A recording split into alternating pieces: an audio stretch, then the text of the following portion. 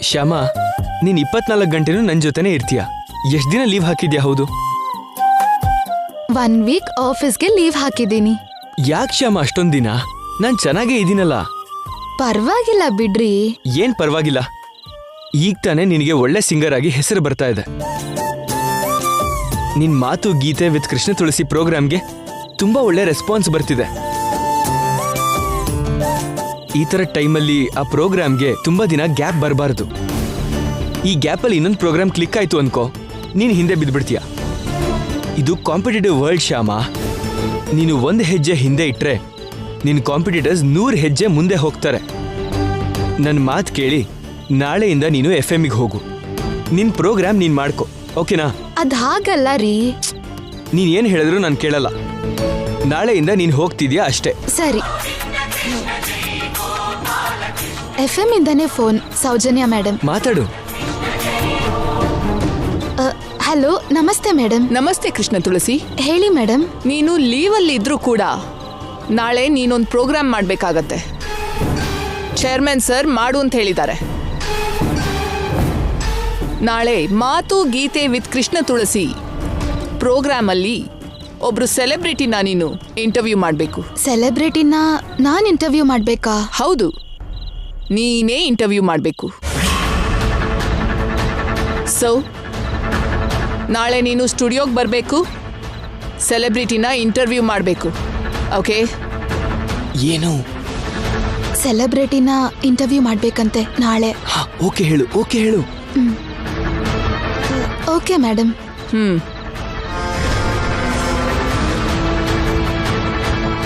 ನೋಡಿದ್ಯಾ, ನಾನು ನಿನಗೆ FM-ಗೆ ಹೋಗು ಅಂತಂದೆ. FM-ಇಂದನೇ ನಿನಗೆ ಫೋನ್ ಬಂತು.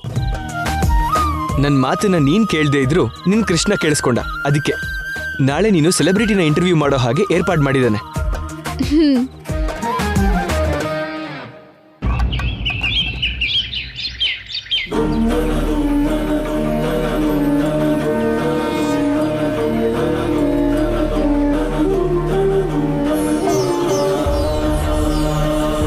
ಕೃಷ್ಣ, ಅಖಿಲ್ ಅವರು ಪೂರ್ತಿಯಾಗಿ ಸರಿ ಆಗೋ ತನಕ FM ಸ್ಟೇಷನ್ಗೆ ಹೋಗ್ಬಾರ್ದು ಅಂತ ಅನ್ಕೊಂಡಿದ್ದೆ. ಆದ್ರೆ ಅವ್ರಿಗೋಸ್ಕರ ಕರಿಯರ್ ಹಾಳು ಮಾಡ್ಕೋಬಾರ್ದು ಅಂತ ಅವ್ರೀಗ ಹುಷಾರಾಗಿರೋದ್ರಿಂದ FM-ಗೆ ಹೋಗು ಅಂತ ಅಖಿಲ್ ಅವರು ಬಲವಂತ ಮಾಡ್ತಿದ್ದಾರೆ. ಅದ್ರ ಜೊತೆಗೆ ಸೆಲೆಬ್ರಿಟಿನ ಇಂಟರ್ವ್ಯೂ ಮಾಡೋ ಜವಾಬ್ದಾರಿನೂ ಸೌಜನ್ಯ ಮೇಡಮ್ ನನಗೆ ಕೊಟ್ಟಿದ್ದಾರೆ.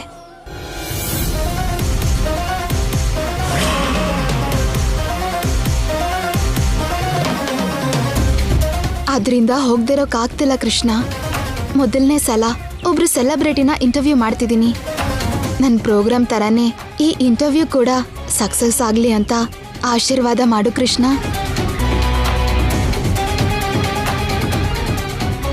ಶ್ಯಾಮ, ಎಲ್ಲಿಗೆ ಹೊರಟಿದ್ಯಮ್ಮ?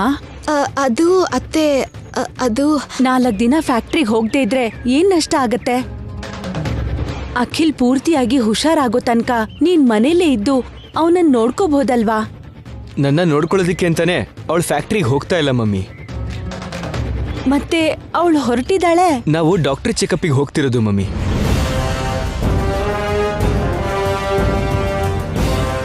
ಓ ಹೌದಾ? ನಿನ್ನ ಡಾಕ್ಟರ್ ಹತ್ರ ಕರ್ಕೊಂಡು ಹೋಗ್ತಿದ್ದಾಳಾ? ಹೌದು ಮಮ್ಮಿ. ಹಾಗಾದ್ರೆ ಹೋಗ್ ಬನ್ನಿ. ಶ್ಯಾಮ, ತಗೋ ಈ ರಿಪೋರ್ಟ್ಸ್ ತಗೋ. ಹೋಗ್ ಬರ್ತೀವಿ ಮಮ್ಮಿ. ಒಳ್ಳೇದಪ್ಪ. ಹೋಗಿ ಬರ್ತೀವಿ ಅತ್ತೆ. ಹುಷಾರಾಗಿ ಹೋಗ್ ಬನ್ನಿ. ನನ್ನ ಕ್ಷಮಿಸಿ ಅತ್ತೆ, ನಿಮಗೆ ಸುಳ್ಳು ಹೇಳಿ ಹೀಗೆ ಹೋಗ್ಬೇಕಾಗಿದೆ.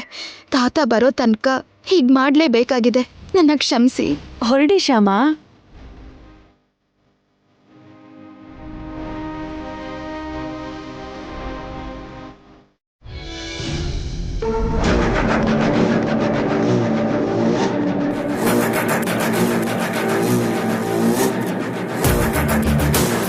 ಇವತ್ತು FM ಅಲ್ಲಿ ಇಂಟರ್ವ್ಯೂ ಚೆನ್ನಾಗಿ ಕೊಡಬೇಕು.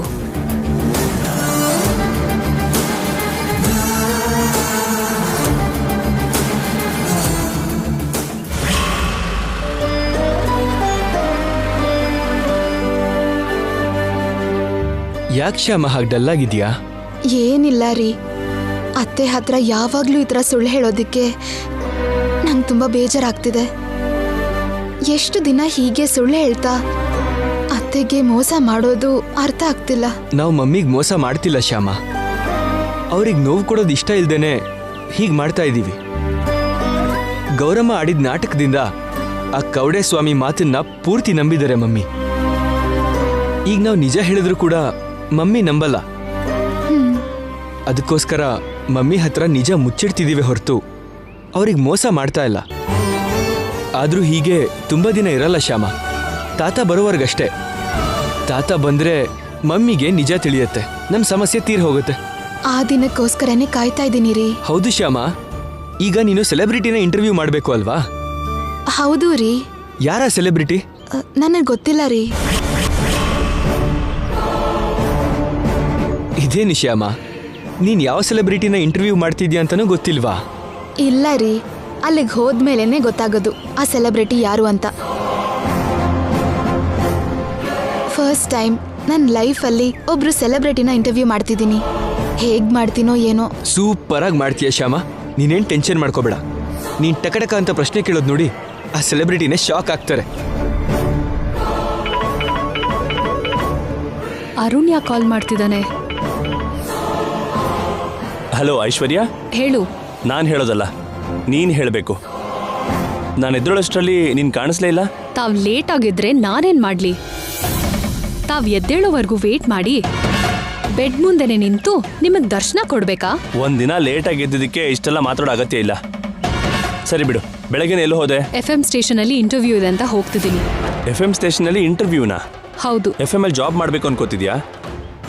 ಜೋಕ್ ಮಾಡ್ಬೇಡ. ನಾನ್ ಕೆಲ್ಸಕ್ಕೋಸ್ಕರ ಇಂಟರ್ವ್ಯೂಗೆ ಹೋಗ್ತಾ ಇಲ್ಲ. ಆ FM ಅವರು ನನ್ನ ಇಂಟರ್ವ್ಯೂ ಮಾಡ್ಬೇಕಂತೆ, ಅದಕ್ಕೆ. ನಿನ್ನ ಇಂಟರ್ವ್ಯೂ ಮಾಡ್ತಾರಾ? ಯಾಕೆ? ಯಾಕೆ ಅಂದ್ರೆ ಇವಾಗ ನಾನು ಸೆಲೆಬ್ರಿಟಿ ಅಲ್ವಾ, ಲಿಟಲ್ ಏಂಜಲ್ಸ್ ಫೌಂಡೇಶನ್ಗೆ ಸೆಕ್ರೆಟರಿ ಅಲ್ವಾ. ಓ ಹೌದಲ್ವಾ, ಮರ್ತ್ಬಿಟ್ಟಿದ್ದೆ. ಓಕೆ, ಇಂಟರ್ವ್ಯೂ ಚೆನ್ನಾಗಿ ಕೊಡು. All the best. Thank you.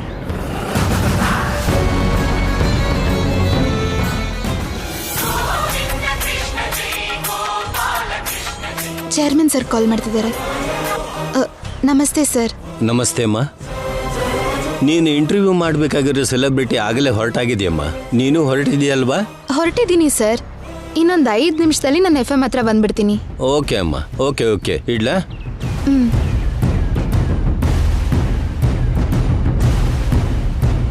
ಆ ಸೆಲೆಬ್ರಿಟಿ ಆಲ್ರೆಡಿ ಹೊರಟಿದಾರಂತೆ. ನಾವು ಬೇಗ ಹೋಗ್ಬೇಕು ರೀ. ಓಕೆ, ಹೋಗೋಣ.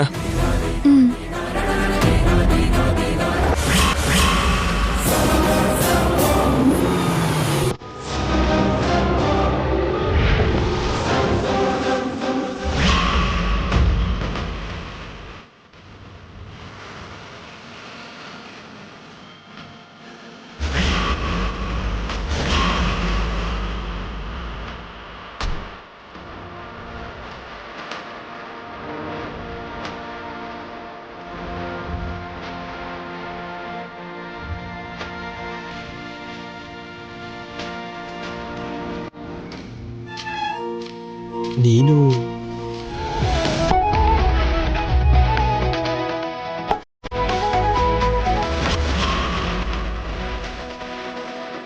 ನಮಸ್ಕಾರ ಸರ್. ನಮಸ್ಕಾರನಮ್ಮ. ನೀನು ಚೆನ್ನಾಗಿದ್ಯಮ್ಮ? ಚೆನ್ನಾಗಿದ್ದೀನಿ ಸರ್. ನೀನು ಇಲ್ಲಿ ಬ್ಲೂ FM ಅಲ್ಲಿ ವರ್ಕ್ ಮಾಡ್ತಿದ್ದೀನಿ ಸರ್. ಸಿಂಗರ್ ಆಗ? ಹೌದು sir. Good good, very good. ಒಟ್ನಲ್ಲಿ ನೀನು ಸಿಂಗರ್ ಆಗಿದ್ಯಾ ಅಂತಾಯ್ತು.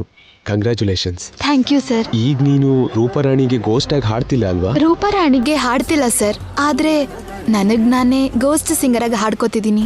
ವಾಟ್? ನಿನಗ್ ನೀನೇ ಗೋಸ್ಟ್ ಸಿಂಗರ್ ಆಗಿ ಹಾಡೋದಂದ್ರೆ ಏನು? ಹೌದು ಸರ್. ಇಲ್ಲಿ ನನ್ನ ಹೆಸರು ಯಾರಿಗೂ ಗೊತ್ತಿಲ್ಲ ಸರ್. ಕೃಷ್ಣ ತುಳಸಿ ಅನ್ನೋ ಹೆಸರಲ್ಲಿ ಹಾಡ್ತಿದ್ದೀನಿ. ಕೃಷ್ಣ ತುಳಸಿ ಅಂದ್ರೆ ನೀನೇನಾ? ಹೌದು ಸರ್. ನೀನ್ ಹೀಗೆ ಹೆಸರು ಬದಲಾಯಿಸ್ಕೊಂಡು ಬೇರೆಯವ್ರ ಹೆಸರಲ್ಲಿ ಹಾಡೋ ಅಗತ್ಯ ಏನಿದೆ? ಬಂತು ಸರ್, ಹೆಸರು ಬದಲಾಯಿಸಿ ಹಾಡಬೇಕಾದ ಅಗತ್ಯ ಬಂತು. ಅವ್ರ ಸಾಲ ತೀರಿಸ್ಲಿಲ್ಲ ಅಂತ ಗೌರಮ್ಮ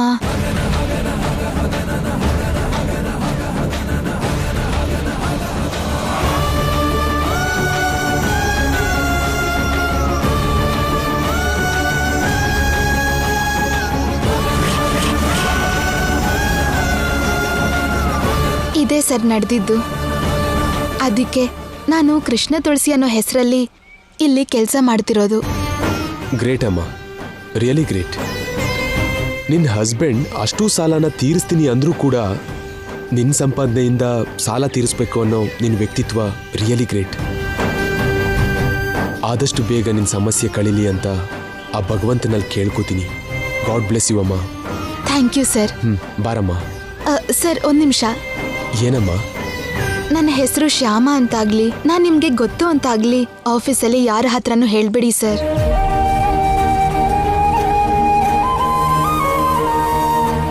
ಅಂದ್ರೆ ನಾನಿಲ್ಲಿ ಕೃಷ್ಣ ತುಳಸಿ ಅಲ್ವಾ ಸರ್? ಸರಿ.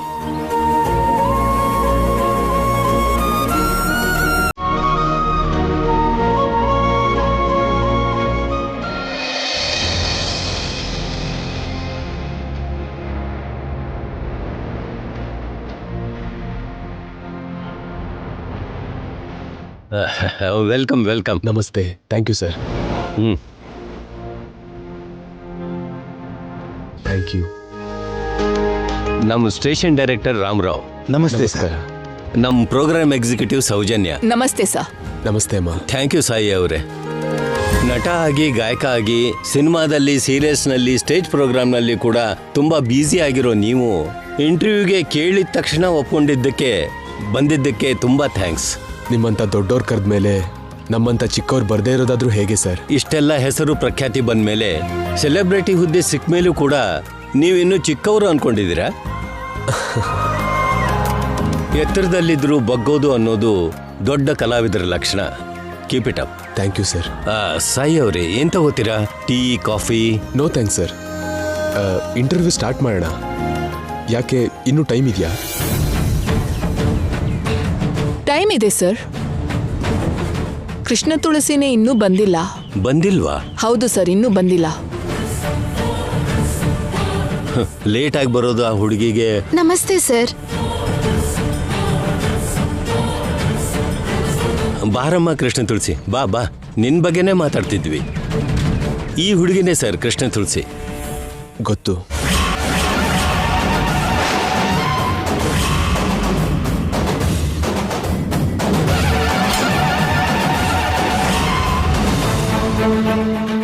ಇದೇನು, ನಾನಿವ್ರು ಗೊತ್ತು ಅನ್ನೋ ವಿಷಯನ ಆಫೀಸಲ್ಲಿ ಯಾರಿಗೂ ಹೇಳ್ಬೇಡಿ ಅಂತ ಹೇಳಿದ್ಮೇಲೂ ಸರ್ ಹೇಳ್ತಿದ್ದೀರಲ್ಲ. ಇವ್ರ ಹೆಸರು ಕೃಷ್ಣ ತುಳಸಿ ಅನ್ನೋದು ಗೊತ್ತು.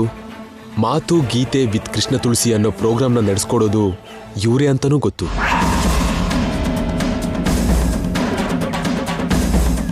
ಇವರು ತುಂಬಾ ತುಂಬಾ ಚೆನ್ನಾಗಿ ಹಾಡ್ತಾರೆ ಅಂತನೂ ಗೊತ್ತು.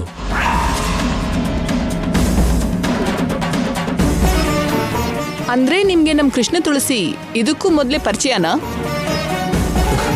ಇವ್ರು ಗೊತ್ತಿಲ್ಲ, ಇವ್ರ ಧ್ವನಿ ಗೊತ್ತು.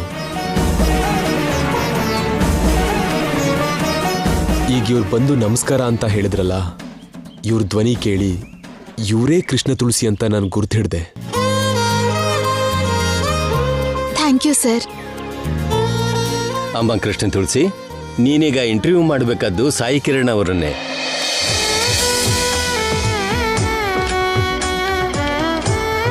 ಹೌದಾ? ಸಾಯಿ ಕಿರಣ್ ಅವ್ರನ್ನ ನಾನು ಇಂಟರ್ವ್ಯೂ ಮಾಡ್ಬೇಕಾ? ಹೌದಮ್ಮ. Thank you sir. Thank you very much. ನಾನು ಸಾಯಿ ಕಿರಣ್ ಅವರ ದೊಡ್ಡ ಫ್ಯಾನ್. ನನಗಿಷ್ಟ ಇರೋ ವ್ಯಕ್ತಿನ ನಾನು ಇಂಟರ್ವ್ಯೂ ಮಾಡ್ತಿರೋದು ನನಗೆ ತುಂಬಾ ಖುಷಿ ಆಗ್ತಿದೆ. ನನ್ನ ಅಭಿಮಾನಿ ಒಬ್ರು ನನ್ನನ್ನು ಇಂಟರ್ವ್ಯೂ ಮಾಡ್ತಿರೋದಕ್ಕೆ ನನಗೆ ತುಂಬಾ ಸಂತೋಷ ಆಗ್ತಿದೆ ಕೃಷ್ಣ ತುಳಸಿ. ಬನ್ನಿ ಬನ್ನಿ.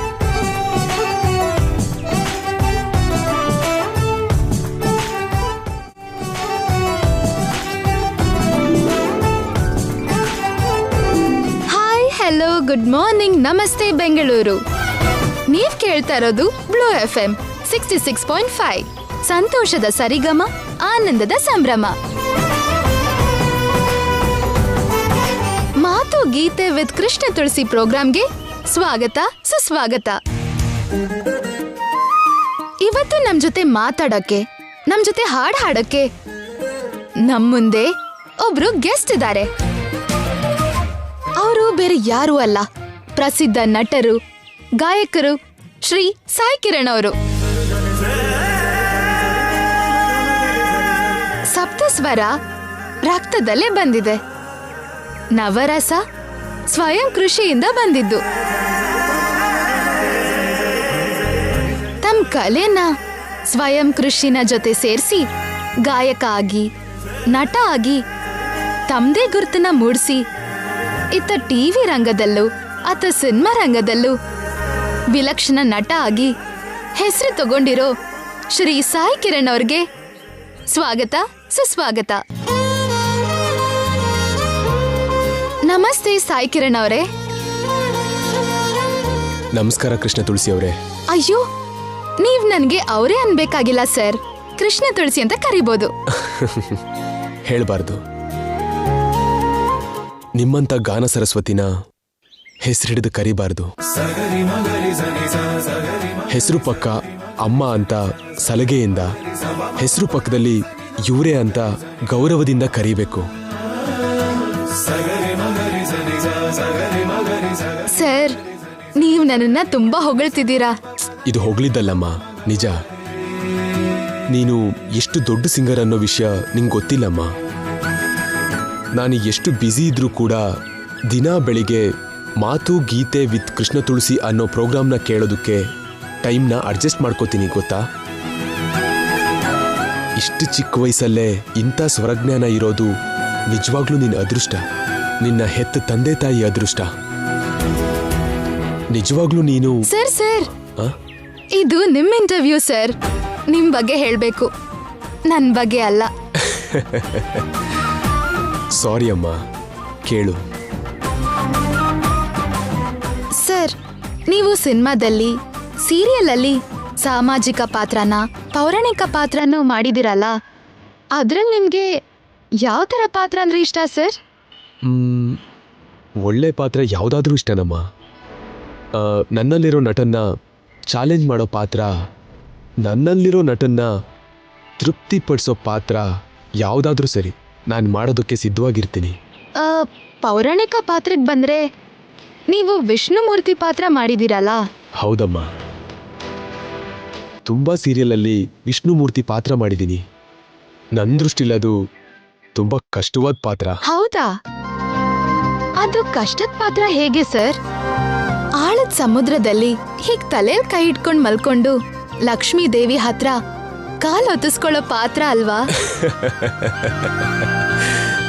ಅಂತ ನಾನ್ ಹೇಳಿದ್ದಲ್ಲ ಸರ್. ನಮ್ ಲಿಸನರ್ಸ್ಗೆ ಯಾರಿಗಾದ್ರೂ ಈ ರೀತಿ ಅನುಮಾನ ಬರತ್ತೇನೋ ಅಂತ, ಆ ಡೌಟ್ನ ಅವ್ರಿಗೆ ನೀವೇ ಕ್ಲಿಯರ್ ಮಾಡ್ಬೋದಲ್ವಾ, ಅದಕ್ಕೆ ಕೇಳ್ತಾ ಇದ್ದೀನಿ. ಶೋರ್.